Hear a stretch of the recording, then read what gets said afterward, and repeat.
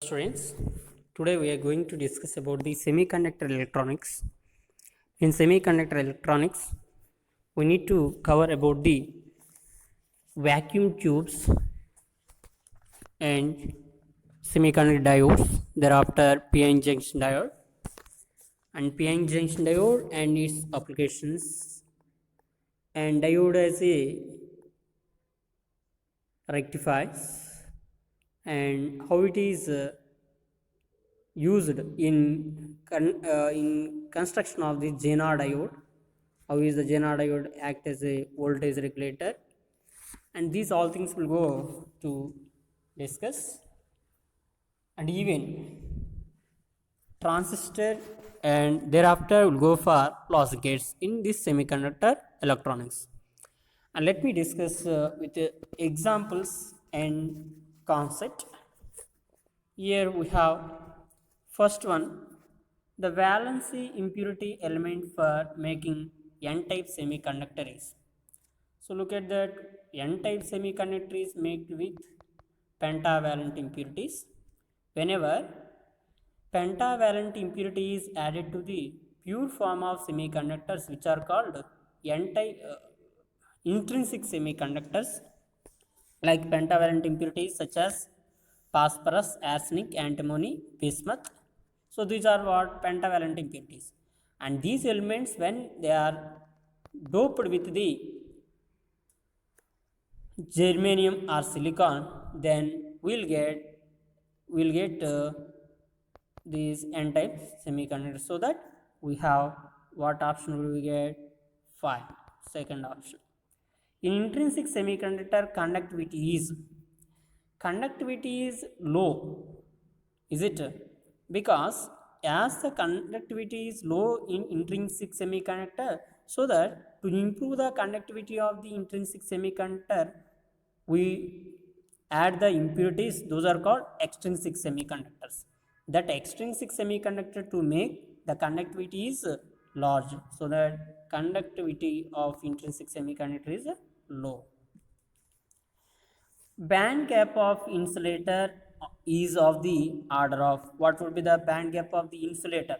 So let us see from the energy gap. Based on the energy gap, the materials can be classified as conductors, semiconductors and insulators. For conductors, the energy gap is 0 electron volt, whereas for insulators it is greater than 3 electron volt, whereas for semiconductors the energy gap is less than 3 electron volt. That's what. So they given here insulator. For insulator, out of these given options, we have 6 electron volt is greater than 3 electron volt. So that is what first option will get. Fourth one, the energy gap of silicon is 1.14 electron volt. The maximum wavelength at which silicon will begin absorbing energy is. What will be the energy gap? Energy is equal to, we know, Hc by lambda is equal to Hc by lambda. So that expression in terms of the wavelength is in angstrom and energy is in electron volt. If you have taken, then wavelength will be obtained in angstrom. Therefore, given energy in terms of 1.14 electron volt, as it is 1.14 electron volt, and just we substitute instead of E as 1.14 electron volt in this expression, then we get, and we'll get here 108888 angstrom, because 12,400 by 1.14, which is less than 12,000. So that is what we get here. What option? Second option. Second option we have. Second option is the answer for this. Similarly, next one, fifth one. Pure silicon at 300 Kelvin has electron Ne concentrations of 1.5 into 10 power 16 meter power minus 3. Doping by indium increases NH of 4.5 into 10 power 22 meter cube. Ne in the doped silicon is, what is Ne value in the doped silicon, that we need to calculate here. So listen, what would be the concentration of the electrons and holes in intrinsic semiconductor? So we know that for intrinsic semiconductor, energy, electron concentration and holes concentration is same. Therefore intrinsic carrier concentration is equal to Ne is equal to Nh, that is equal to Ni. But for extrinsic semiconductors, Ne into Nh is equal to Ni square. Ne into Nh is equal to what? Ni square. But they given here Ni is nothing but the 1.5 into 10 power 16, and Nh is given 4.5 into 10 power 22 meter power minus 3. So let us substitute from that one. Ne is equal to Ni square by Nh. Ni is 1.5 into 10 power 16 whole square by Nh is 4.5 into 10 power 22. And on calculating, for simple calculation, here I have taken 1.5 as 9 by 3 by 2 whole square, which is 9 by 4, whereas 4.5 as 9 by 2, then 9 by 4 into, so 9 by 4 by 9 by 2, which is 1 by 2 into 10 power 32 minus 22, here not 38, 16 square, 32 minus 20, which is 10 power 10. Then 0.5 into 10 power 10 or 5 into 10 power 9 is the number density of the electrons after doping. So let us see 6th one. An n-type semiconductor has valence bond is 20 million milli electron volt below the conduction band in a thermal collision. Transferable energy is kT. The value of T which electrons start to jump in conduction band is, here very given that n-type semiconductor is valence band. So when you have taken conduction band, and here we have a valency band, this is conduction band, and this is what valency band. Now given what n-type valency band is 20 milli electron volt below the conduction band, that means energy gap is, valence band is below the conduction band, so energy gap is here given what 20 milli electron volt, that is what energy gap is equal to 20 milli electron volt. So let us retain here, and that is equal to collision transferable energy is kT, the value of the T for which electrons start to jump conduction band. So that here what, when we supply the temperature, so what would happen, the energy given is kT.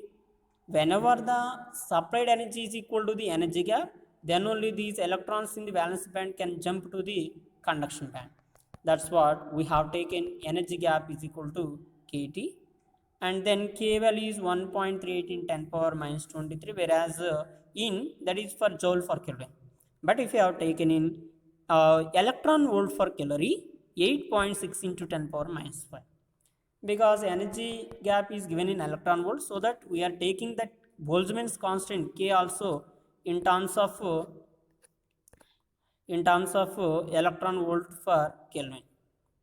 That is what the 20 into 10 power minus 3 by 8.6 into 10 power minus 5, that would be 232 Kelvin, and which is that option, first option. Next, 7th one. Two ideal junction diodes D1 D2 are connected, as shown in figure. A 3 volt battery is connected between A and B. The current supplied by the battery, if its positive terminal is connected to A, positive terminal is connected to what? A. Now this is what circuit diagram, here A and here B. So A is connected to positive.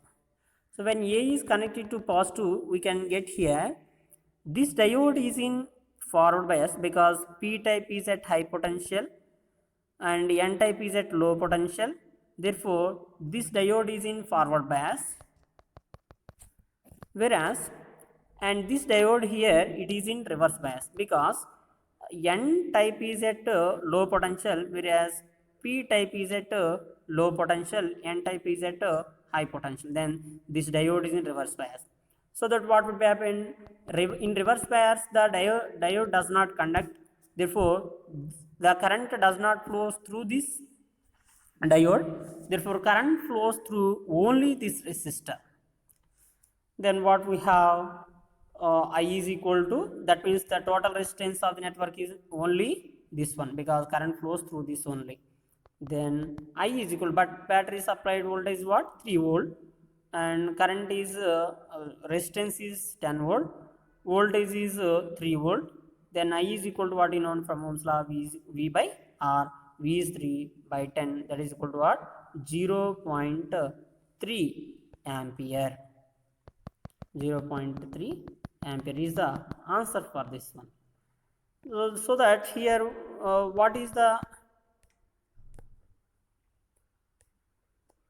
option? Let us go to the next one, 0.3 ampere current. So for last one, 0.3 ampere, which is second option. Next, V and VB denote the potentials of A and B, then the equivalent resistance between A and B in the adjoining circuit. So what is here, A and B connected, now 30 ohm to the diode and here 30 ohm resistance connected. Now they are asking equivalent resistance between A and B in the adjoining circuit. But the given options, for example, we have to take the conditions for, if A is positive, B is negative, what would be happening? Or if A is negative, B is positive, what would be happen? Let us think, for example, if A is connected to the positive and B is connected to the negative. Now what you can observe here, this diode is in what bias? Forward bias, because P type is to the positive, N type is to the negative, then this diode is in forward bias. Whereas then this diode conducts current, therefore current flows through this diode even through this resistor. So that this 30 ohm and this 30 ohm are in which combination? Parallel. In parallel combination, what is equivalent resistance? Here I have written R1 R2 by R1 plus R2, that we know already the expressions. Therefore 30 into 30 by 30 plus 30 is equal to 900 by 60, that is equal to what? 30 by 2, 15 ohm. Similarly, for example, if A is negative, B is positive, in this case what would happen? A is at negative means diode is in what bias? Reverse bias. Why? P type is to the negative, N type is to the positive, then this is in what bias? Reverse bias. In reverse bias, this diode does not conduct current, therefore current flows through only this resistor. Then what is the equivalent resistance between these two now? Only 30 ohm. That means two conditions we will get, both A1 and 2, that is what, third option is correct one. Let us see next one. 4 ideal diodes are connected as shown in the figure. Current through 50 ohm. What is the current through this 50 ohm resistor? Current through this 50 ohm resistor, is it? Now here what we have, 5 volt is connected. Let us see, this is at positive and down is at negative. Now if we have considered these two resistor diodes are in forward bias, whereas these two diodes in reverse bias. Why? Because P type is to the negative, here also P type is to the negative, that means P type is to negative, N type is positive, means reverse bias. Now so that the equivalent circuit here, only current flows through this one, then this current does not flow through this, then this is like a single resistor circuit, only 50 ohm, then I is equal to what, V by R, then I is equal to V is 5 volt and R is 50 ohm, then I is equal to V by R, 5 by 50 is equal to 0.1 ampere, and that is what option? First option. Similarly, let us see next problem. A diode is connected to 220 volt DC in series with a resistor as shown in figure. The current through the resistor is, Here circuit diagram is given and supplied voltage is 220 and load resistance is here 11 ohm, and you can observe here A is connected to this terminal is connected to the positive, that is here 220 volt, then this positive and here it is negative, so that this diode is in forward bias. In forward bias it conducts. Then what are they asking? The current through the resistor. Current through the resistor is nothing but what? I is equal to V by R, which is 220 by 220 volt, 220 by 11, 220 by 11, which is around approximately 2, okay, exactly 20 ampere we will get here. Similarly, next one we have the main cause of, 11th one, the PN junction diode can be used as, how can it be used? As a rectifier. It can be used as a rectifier. The main cause of avalanche breakdown is, remember, avalanche breakdown is nothing but when diode is, that is lightly doped semiconductor in reverse bias.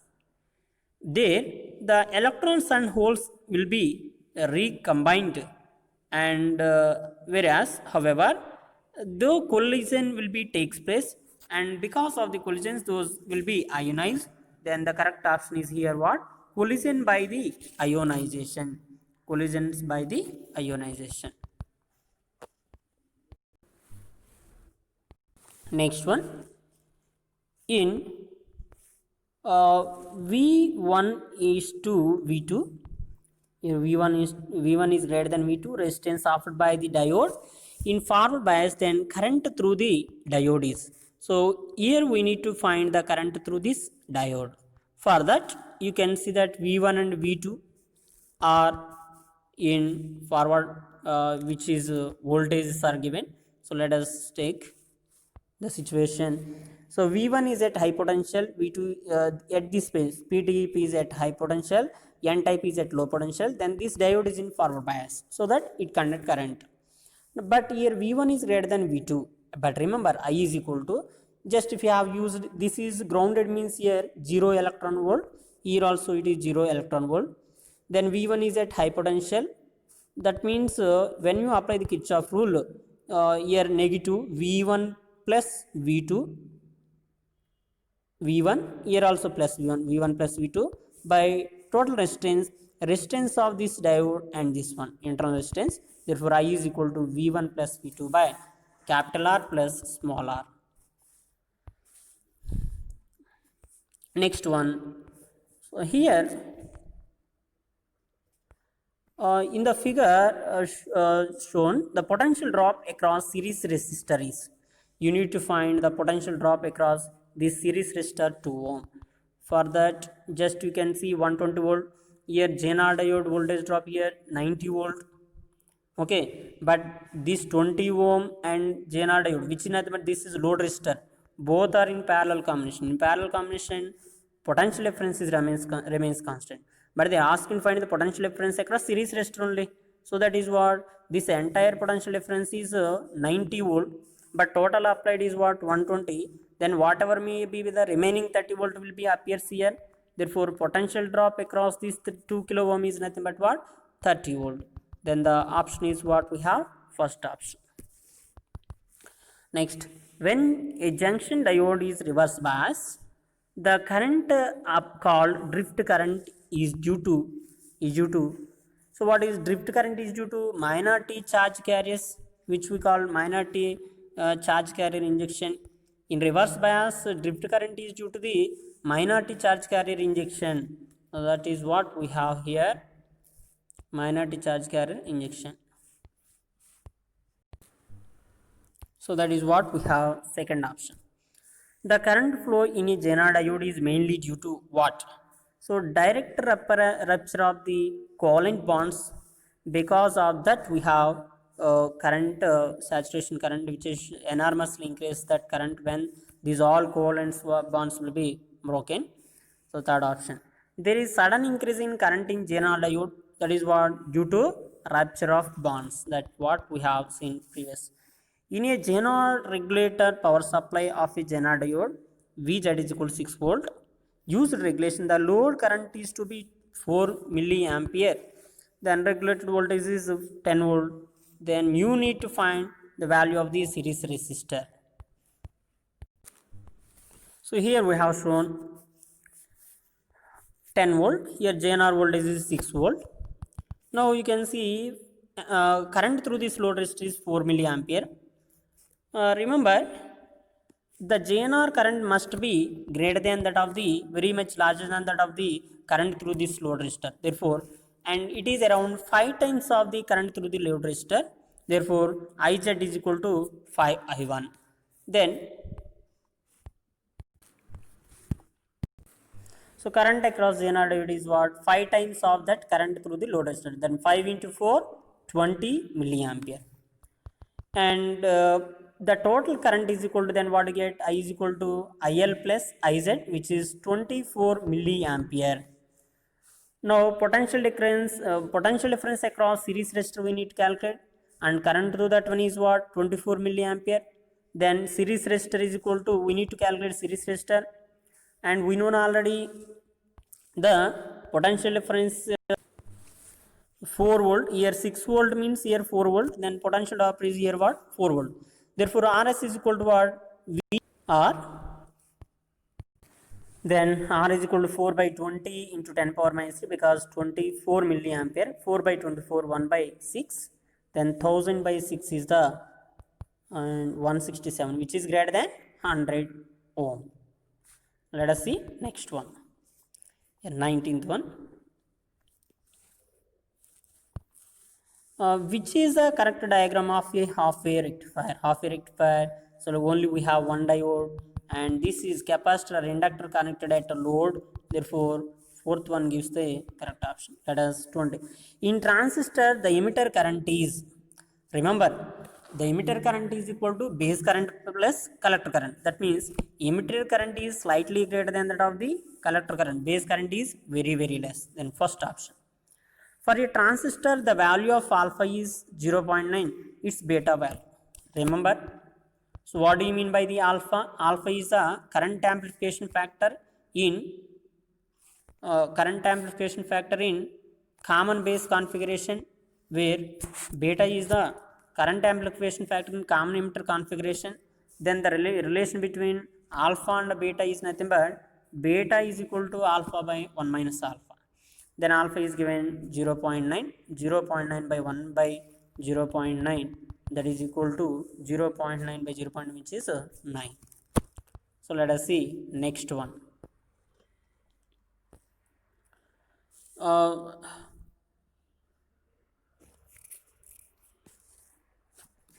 In the use of transistor as an amplifier, remember, when we are using the transistor as an amplifier, can be connected, which is input is in forward bias and output is in reverse bias. Input means, input is nothing but what here? Emitter base junction is in input, whereas collector base junction is in output. Therefore emitter base junction is in forward bias and collector base junction is in reverse bias. In a common emitter amplifier, the load resistance of the output is 800 times the resistance of the output. Alpha is equal to 0.99. Its voltage gain is common emitter given. But here they are asking common emitter, but given that alpha is for common base, for common emitter, sorry. Alpha is for common base, but we need to find for common emitter. So that beta is equal to, again, what we know, alpha by 1 minus alpha. But first we need to find beta. Alpha by 1 minus alpha, 0.9 by 1 minus alpha, 0.01. Then we'll get 99. So 99 is here what? Beta, which is current amplification factor for common emitter configuration. But they are asking to find the voltage gain. Voltage gain is nothing but what you know? Beta into resistance gain. Means current gain into resistance gain. Then current gain is 99 and resistance gain is 800, because R load resistance is equal to 800 times of that input resistance. then 99 into 800, 79,200 is the answer for this one. Let us see next one. For a PNP transistor in common gate configuration, the emitter current is 1 milliampere and alpha is equal to 0.95. The base current and collector current are. So let us try to find the base current and collector current. So IC is given 1 milliampere and alpha is given 0.95. IB and IC value should calculate. Alpha is nothing but what you know IC by IE for current amplification factor for common base configuration. From this one, IC is equal to what? Alpha into IE. And thereafter we have beta is equal to IC is equal to alpha into IE, alpha given, IE given, then 0.95 ampere, whereas IB is equal to IE minus IC because emitter current is equal to base current plus collector current.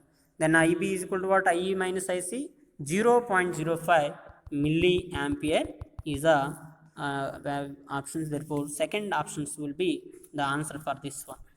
Is it? So these are what we have discussed in today's class, and we'll continue the topic in the next class. Thank you for watching, and practice this chapter concepts and whatever the formulas what we have. Thereafter we can go for these problems. Thank you. Practice well.